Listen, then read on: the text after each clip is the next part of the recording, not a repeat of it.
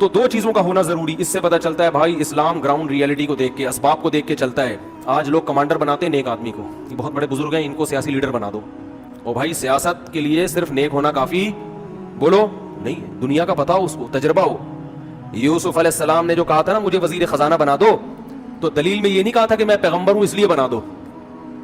دلیل میں یہ نہیں کہا تھا میں بہت نیک ہوں اس لیے وزیر خزانہ بنا دو. دلیل میں یہ نہیں کہا تھا کہ دیکھو مجھے بادشاہ کی بیوی نے زنا کی دعوت دی مگر میں اتنا نیک کہ بچ نکلا لہذا مجھے بنا دو. نہ وزیر خزانہ کے لیے یہ کوالٹیز کا ہونا ضروری نہیں. اس کے لیے دو چیزیں, نمبر ایک خزانہ خود نہ کھائے, حفاظت کرے.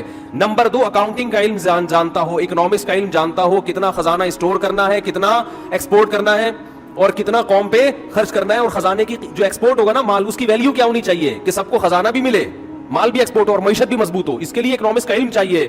اس لیے یوسف علیہ السلام نے فرمایا بادشاہ سے کہ مجھے وزیر خزانہ بنا دیں, میرے اندر دونوں کوالٹیز ہیں, حفیظ خزانے کی حفاظت کروں گا, خیانت نہیں کروں گا. نمبر دو علیم, یہ علم بھی رکھتا ہوں خزانوں کی حفاظت کا اور اس کو تقسیم کرنے کا.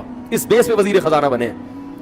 نہیں آ رہی بات, میرا خیال ہے تو جس کو جو کام دیا جائے گا نا یہ دیکھا جائے گا یہ اس کام کا اہل بھی ہے کہ نہیں ہے, چاہے وہ نیک ہو یا نہ ہو. اہل پھر ہاں جو اہل ہے نیک بھی ہے تو وہ زیادہ اہل ہے. پھر